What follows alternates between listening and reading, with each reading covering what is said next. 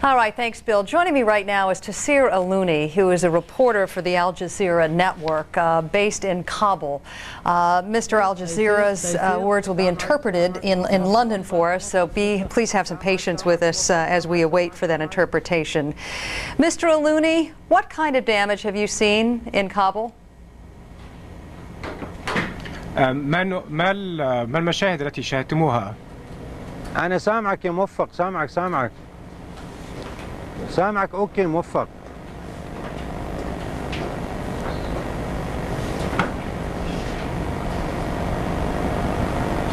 Okay, we await for the translation in London. Please carry on. سمعني؟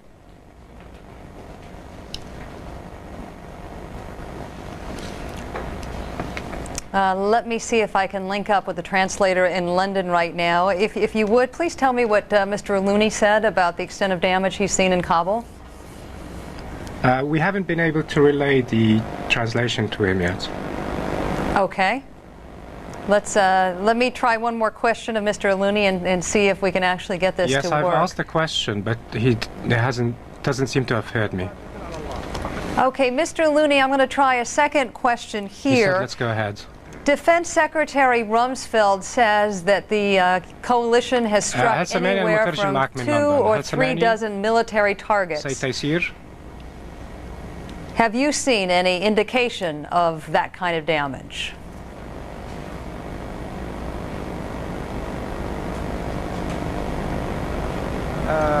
We've seen the attacks directly, but with regards to the effects of the attacks, we've only seen some of them, but we believe that it was a missile base around the capital Kabul, which was destroyed. And we have seen this building, this structure before, and it had 3 aerials, 3 radar antennas, or even 4.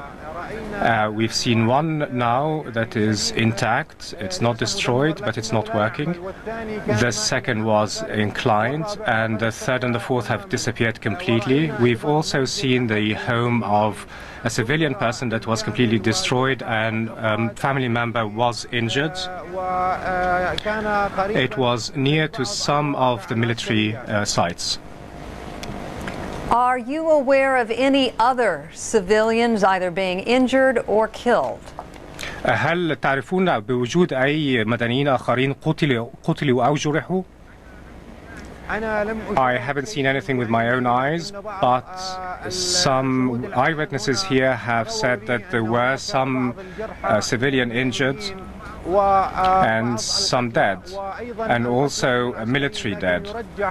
But it's assumed that the military dead were more in number.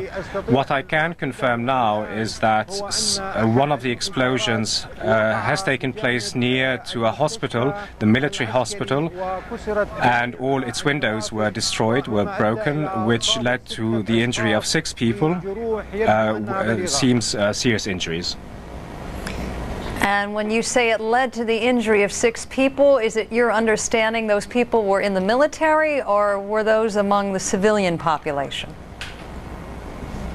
هل كان هؤلاء 6 جرحى مدنيين أم؟ It's assumed they were military who were in hospital for treatment for illnesses or injuries because it was a military hospital, and it's a known hospital called Wazir Akbar Khan Hospital, and it's in an area district of the same name. Mr. Alloonion, you've just described some of the military targets that were hit in Kabul. Based on what you are seeing yourself, do you believe that the air defense system of the Taliban has been seriously compromised by these attacks?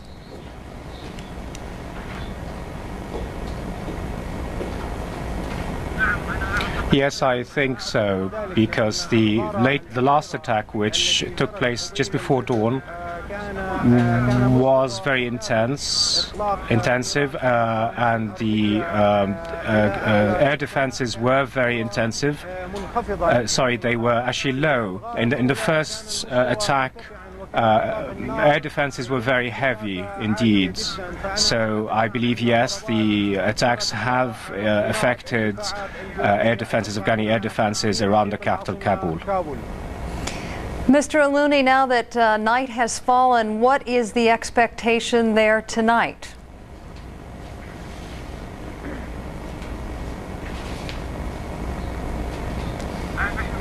We expect, and the expectations of everybody here is that most people are prepared for another attack, at least similar to the one that happened yesterday. And in Kabul now, it's around the same time as the time of the attack of yesterday. Mr. Rumsfeld told me earlier today it is his expectation that eventually the Taliban will fall apart and that it will be starved by many of the people who once supported the regime. What do you think of that possibility?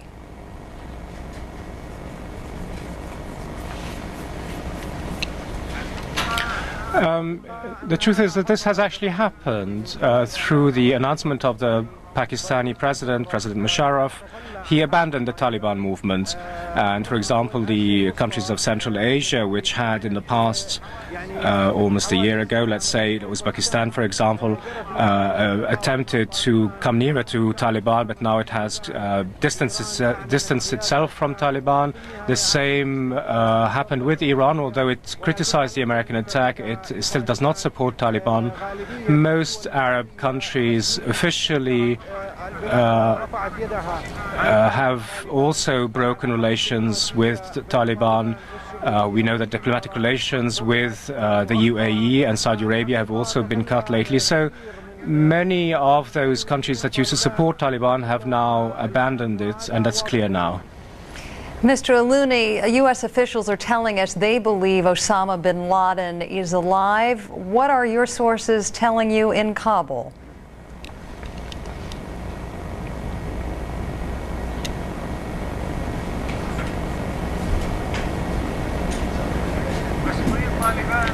Taliban officials don't know if, at least the ones we've met, don't know and don't tell us whether he is alive or not, or whether he's been killed or injured or anything at all. It was your network that broadcast a statement this Mr. Osama bin Laden made, basically expressing his great delight that he had killed so many Americans. Do you have any more information on exactly when Mr. bin Laden taped that statement?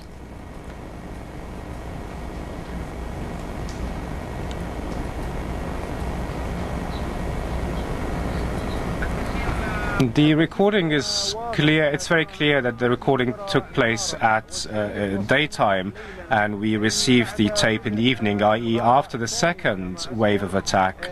It was handed by an anonymous person in a speeding car. He handed it to one of the employees of Al Jazeera station here in Kabul. Outside the building, he gave it to him, and he told him briefly what was the content of the tape, got back into the car and left.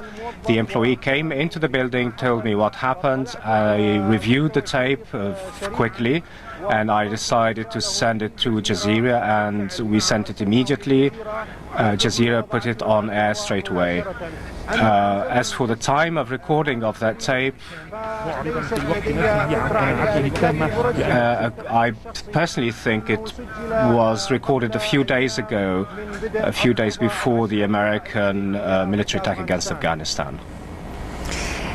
Because you've had a chance to spend some time with the statement, I'm curious what your reaction is to the concern that these military strikes are exactly what Mr. bin Laden wanted, to create a holy war between the West and Muslims.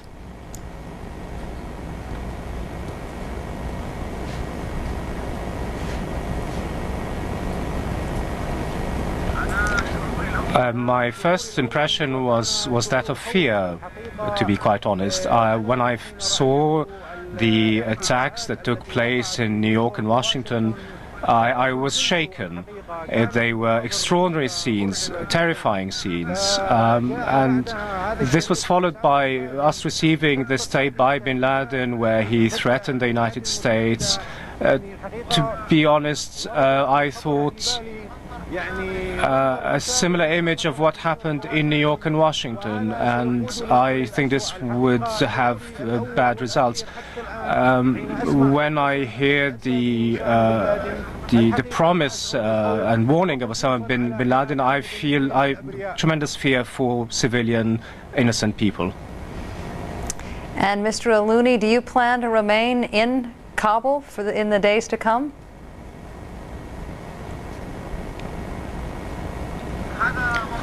This depends on the development of situation. For example, our presence, once it becomes impossible, we will leave Kabul and go back to where I was living before in Spain, and perhaps try to work with the Spanish news agency once more. But as long as the situation allows for it, I will remain here, and perhaps I will not. It all depends on how things develop. Also, Jazeera station, I am tied to it by contract, and if it asks me to move somewhere else, I will move there according to their wishes. It could ask me to cover events in another part of Afghanistan, and I will have to, in that case, move within Afghanistan to, for example, Kandahar, Jalalabad, Herat, or any other place. But Al Jazeera station has authorized me, given me the freedom that if I felt that my life was in danger or the life of my employees was in danger, then I'm free to go back through Pakistan, home. Mr. Tayseer Alloonion, thank you very much for your time this evening.